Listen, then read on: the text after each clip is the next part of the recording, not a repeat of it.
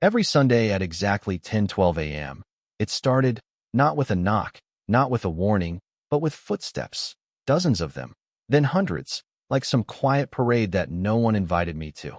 Except it was happening right across my lawn. At first, I thought it was a one-off thing, small-town quirks, people cutting across grass to save a few seconds, no big deal. But then it happened again the next week, and the week after that, and before long, I realized something that made my stomach drop a little. This wasn't accidental, this was routine. And the craziest part? Nobody asked. Not once. So yeah, I planted a hedge. A big one. 6 feet tall, thick enough to stop a linebacker. And apparently, that was controversial. But to understand why that hedge even exists, you gotta rewind a bit, back to when things actually made sense. My wife, Claire, and I, we weren't always small-town people. We used to live in Chicago, right in the middle of the noise, sirens, traffic, neighbors you never learn the names of, and in 2009, we decided we were done with that life. We wanted quiet, space, a place where mornings didn't sound like construction sites. So we found this property, 2 acres, old Victorian house built sometime in the late 1800s, creaky floors, big windows, the kind of place that feels like it's holding stories in its walls, and we fell in love with it instantly. Now, right next door, like practically sharing a boundary, was a church. Small, local, friendly, nothing flashy. The kind of place where people bake casseroles for each other and remember your name after meeting you once. And honestly, it was great. For years, everything worked. Sundays were calm, people parked in the church lot, maybe a couple of folks walked by, we'd wave, sometimes chat. Claire even volunteered for their bake sales. I donated to a fundraiser or two. It felt like community, the good kind. 7 years like that, no issues. Not even a hint of one. Then came 2016. And with it, Pastor Ryan Ellis. Now, I'm not saying the guy walked in like a villain from a movie, but he definitely had that energy, big smile, louder voice, the kind of confidence that fills a room whether you like it or not. He'd just come from a megachurch out in Denver, and you could tell right away, he wasn't here to maintain things, he was here to grow them. And grow they did. Within months, attendance doubled, then tripled. New Sunday services, midweek gatherings, youth nights, charity events, community outreach. On paper, it all sounded great. More engagement, more connection, more everything. Except one thing didn't grow with it, the parking lot. And that's when the problem started creeping in. Slowly at first, almost polite. One Sunday, I noticed a couple walking diagonally across our yard, cutting from the overflow parking area straight to the church entrance. I remember thinking, okay, not ideal, but whatever. Then the next week, it was 5 people. Then 10. Then, no exaggeration, it looked like a full-on migration pattern had formed across my property. They weren't just walking anymore, they were wearing it down. Grass flattened into dirt. Claire's flower beds, crushed. Someone left a coffee cup right by our fence. Another time, I watched a guy let his dog do its business right along our hedges, didn't even look around. And the wild part? Nobody made eye contact. It was like we didn't exist.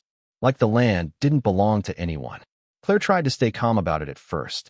She's better than me at that kind of thing, but I could see it getting to her. She'd spent years building that garden, planting, replanting, arranging everything just right. And now every Sunday felt like watching it get slowly erased. So I figured, all right, let's handle this like adults. One Sunday after service, I walked over to Pastor Ellis. He was out front, shaking hands, smiling, doing the whole community leader thing. I waited my turn, stepped up, and said, "Hey Ryan, quick thing. I've noticed a lot of people cutting through our yard lately. It's starting to damage the landscaping.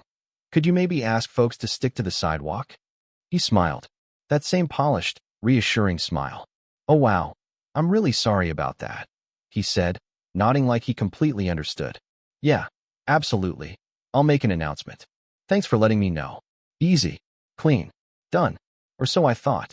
Because the very next Sunday, it got worse. Not better. Worse. More people. More traffic. Like my request had somehow turned into a suggestion. So I called him. This time, his tone was different. Less warm. More practical. "Look," he said, "I mentioned it, but people are going to take the most convenient path. That's just human nature. Convenient." That word stuck with me, because what he was really saying without saying it, was that my property didn't matter as much as their convenience. And that didn't sit right. Not with me, and definitely not with Claire, who had just spent the entire Saturday replanting flowers that would probably get trampled again in less than 24 hours. That's when I realized something important. This wasn't just a misunderstanding anymore. This was a boundary being tested. And if I didn't do something about it, it wasn't going to stop. So I told him, as calmly as I could, if it keeps happening, I'm going to have to take other steps. He didn't argue, but he didn't agree either. Just gave me that same smile, the kind that feels polite but empty. And that's when I knew this wasn't going to be a simple fix. Because when someone decides that your space is negotiable, they rarely give it back willingly. And at that point, I had a choice. Let it slide, or draw a line that couldn't be crossed. And yeah, turns out, drawing that line was going to cost a lot more than I expected. Now, before we jump back into the chaos, let me slow this down for a second, because what was happening here? This wasn't just annoying, it was actually a textbook situation if you've ever dealt with property disputes. From a legal perspective, this falls under something called trespass, plain and simple. It doesn't matter if it's one person or 100, and it definitely doesn't matter if it's tied to a church, a school, or anything that sounds community-friendly. Private property is private property. If someone enters it without permission, especially repeatedly, that's a problem the law takes seriously. Now here's where it gets interesting, because situations like this sometimes drift into what's called a prescriptive easement. Basically, if people use a path openly, continuously, and without being stopped for a long enough period of time, they can try to claim a legal right to keep using it. Sounds crazy, I know, but it happens. According to standard procedure, once you notice repeated unauthorized use, you're supposed to act quickly, document it, object to it, and make it clear that permission is not being given. And this is a psychological trap a lot of homeowners fall into. They try to be nice for too long. They assume people will correct themselves. But what actually happens is the opposite. Silence gets interpreted as permission. And the lesson here is, if you don't define your boundaries early, someone else will define them for you, and they won't do it in your favor. So after that conversation with Ryan, things didn't cool off. They escalated, quietly at first, then all at once, like a slow leak turning into a burst pipe. The very next Sunday, I stood by the kitchen window with a cup of coffee, not even pretending I wasn't watching anymore. And there it was again, people cutting across the yard like they had every right to be there. Except this time, it felt different. Heavier. Like the line had already been crossed, and now they were just seeing how far they could push it. Claire came up beside me, arms folded, staring out at what used to be her garden. They're not even trying to avoid the flowers anymore, she said, and she wasn't wrong. A group of 3 walked straight through the middle of a fresh bed she'd planted the day before. No hesitation, no glance down, nothing. That was the moment something in me shifted, not anger exactly, more like clarity. Because up until then, I think part of me still believed this was fixable with a conversation. It wasn't. So I made a call. Her name was Evelyn Carter. And if you've ever needed a property attorney in a small town, you know the type. No nonsense. 30 years of experience. The kind of person who doesn't raise her voice because she doesn't need to. She listened to everything, asked a few pointed questions, then said something that stuck with me. This isn't about inconvenience. This is about precedent. And that word, precedent, hit harder than anything Ryan had said. Because suddenly, it wasn't just about flowers or footprints anymore. It was about what happens if this continues, if it becomes normal, if one day someone decides, legally, that this path belongs to them. Evelyn didn't waste time. Within 48 hours, she drafted a formal notice, clear, direct, and honestly a little intimidating. It outlined the repeated trespass, the damage, and demanded that the church take immediate action to stop people from crossing the property. We sent it certified, and then we waited.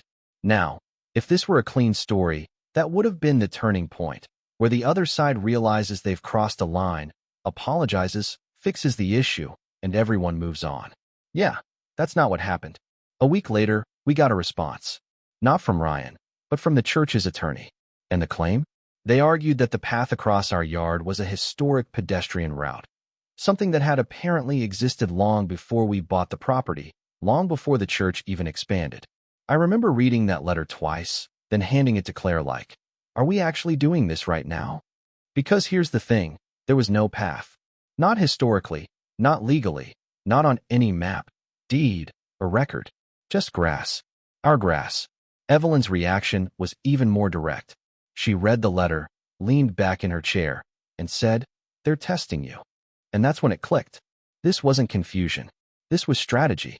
Because if they could frame it as a long-standing right, even without proof, they could muddy the waters just enough to make it harder, slower, more expensive for us to fight back. So we stopped playing defense. We filed a lawsuit. Now let me tell you, nothing about that process feels fast. Days stretch into weeks. Emails turn into documents. Documents turn into filings. And all the while, every Sunday, the same thing kept happening. People kept walking through. Except now, there was a new layer to it. Ryan started talking. Not directly about us. Oh no, nothing that clean. But during sermons, he'd slip in comments about welcoming spaces, about community being pushed away, about how some people value property over people. And you don't need to be a genius to connect those dots. Suddenly, the looks changed. People who used to wave, they didn't anymore. Some avoided eye contact. Others stared, like we'd done something wrong. Claire felt it the most. She told me one afternoon, "It's like we've become the bad guys in someone else's story." And the truth is, that's exactly what had happened. Because when you challenge a group, especially one built around shared identity, belief, or routine, you don't just challenge behavior, you challenge belonging. And people don't like that. So they push back. Harder. One weekend, Claire decided she wasn't going to let it ruin everything. She spent hours replanting a section of the garden. New flowers, fresh soil, the whole thing. I helped where I could, but honestly, she cared more about it than I ever could. It was her space. Sunday came. By noon, half of it was gone again. Flattened. And that was it. That was the breaking point. 12 weeks after we filed, we finally got our court date. Walking into that courtroom felt surreal, like stepping into a situation that somehow got way bigger than it ever should have. But there we were, me, Claire, Evelyn, and across the room, Ryan with his attorney. Calm, composed, still carrying that same confidence. The judge, Honorable Marcus Bennett, wasn't interested in theatrics. He went straight to the facts. Property records, surveys, photographs, timelines, all laid out piece by piece. The church's argument about a historic path came up, and it didn't last long. No recorded easement, no documented right-of-way. The judge said, flipping through the file, "What you're describing is usage based on convenience, not legality." That word again, convenience. Except this time, it wasn't in their favor. He ruled clearly. The church had no legal claim to access through our property. The continued crossing constituted trespass. Then came the order. Within 14 days, the church was required to stop the behavior and install signage directing attendees to use the public sidewalk. 14 days. We walked out of that courtroom feeling something we hadn't felt in months, relief. Finally, resolution. Or so we thought. Because those 14 days came and went, and nothing changed. No signs. No announcements. No shift in behavior. Sunday morning, same scene. People walking across like the court order didn't even exist. And that's when something inside me just locked into place. Not anger. Not frustration. Decision. Day 15, I made another call, but this time, it wasn't a lawyer. It was a landscaping crew. 3 trucks showed up early that morning. By noon, they'd started digging. By evening, the outline was clear. And over the next 2 days, we built something that no announcement, no request, no court order had managed to achieve. A boundary. A 6-foot hedge, dense and continuous, running the entire length of the property, facing the church side. Not decorative, functional. Thick enough that you couldn't see through it, let alone walk through it. At both ends, we installed wrought iron gates, locked. Clean. Final. Claire stood next to me when it was done, looking at it like she was seeing our home again for the first time in months. Sunday morning came, and for the first time in a long time. I didn't dread it. We waited, and right on schedule, the first wave of people approached, then stopped. Actually stopped. Confusion. Hesitation. A few people walked along the hedge, looking for a gap. There wasn't one. So slowly, awkwardly, they turned and walked around to the sidewalk. The same sidewalk they'd had access to the entire time. I won't lie, it felt good. Not in a petty way, more like balance had finally been restored. That afternoon, There was a knock at the door. Ryan. He looked different, less confident, more irritated. "You've blocked access to a community space," he said, skipping the pleasantries.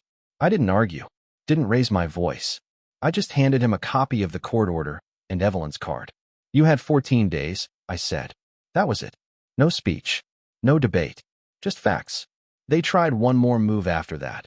Filed a motion claiming the hedge was a spite fence, something built purely to annoy or harm a neighbor. It didn't go anywhere. Judge Bennett dismissed it almost immediately. Property owners have the right to secure and landscape their land, especially after repeated trespass. Not only that, the court ordered the church to cover our legal fees and reimburse us for the damage for $1,300. But honestly, it was never about the money. It was about something a lot simpler and a lot more important: respect. And once that hedge went up, we finally got it back. So yeah, 3 years later, that hedge is still there, taller now, thicker, the kind of green wall that just quietly does its job without asking for attention. And every Sunday, people walk the sidewalk, like they always could have, like they should have from the start. And here's the thing that stuck with me long after all the legal stuff faded: the paperwork, the hearings, the back and forth. It wasn't really about a church, or a lawn, or even a lawsuit. It was about something way more universal: boundaries. Because what happened here wasn't unique. It just escalated far enough that it became visible.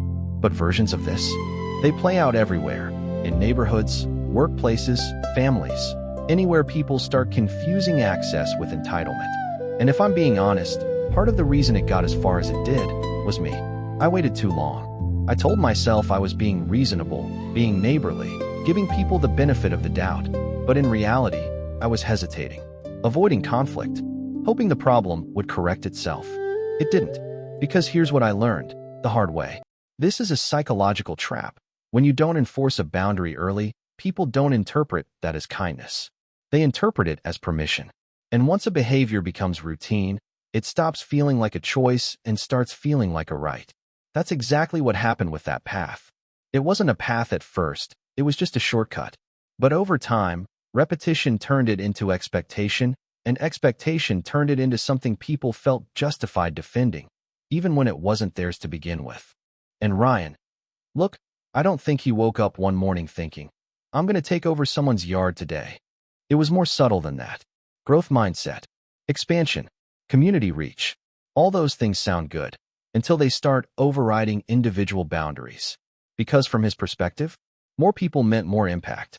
And if cutting across our property made things easier for his congregation, well, that probably felt like a small trade-off. But here's the problem. It wasn't his trade-off to make. From a legal perspective, that's where everything snaps back into clarity. Property rights are one of the most protected concepts in American law for a reason. They're not just about ownership. They're about control, consent, and limits.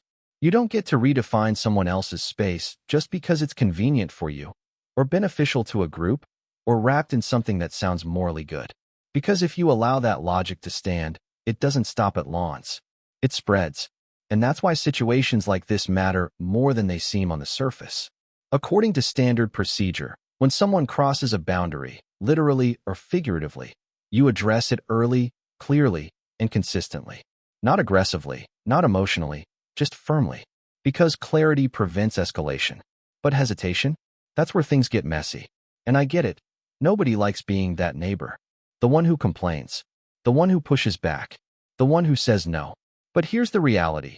If you don't define your boundaries, someone else will. And they'll usually define them in a way that benefits them, not you. And sometimes, by the time you decide to step in, you're no longer correcting behavior. You're undoing a system, which is a lot harder. Now, do I wish it hadn't gone that far? Of course. I would have preferred a simple conversation, a quick fix, maybe even a small fence early on that made everything clear before it became a problem. But at the same time, I don't regret how it ended. Because that hedge, it's not just a barrier. It's a statement. Not an aggressive one. Not hostile. Just clear. This is where my property begins. This is where it ends. And everything inside that line, that's mine to protect. And honestly, there's a kind of peace that comes with that clarity. Claire feels it too. She's back in the garden again, planting without worrying about what Sunday's going to look like. There's no more bracing for impact, No more checking the window every hour. Just quiet. The kind we moved here for in the first place. So yeah, maybe the bigger question isn't about what I did. Maybe it's about what you would have done. Would you have let it slide longer? Would you have built the hedge sooner? Or would you have handled it completely differently? Because situations like this, they don't come with perfect answers, just consequences. And sometimes, the only real choice you have is deciding which consequence you're willing to live with.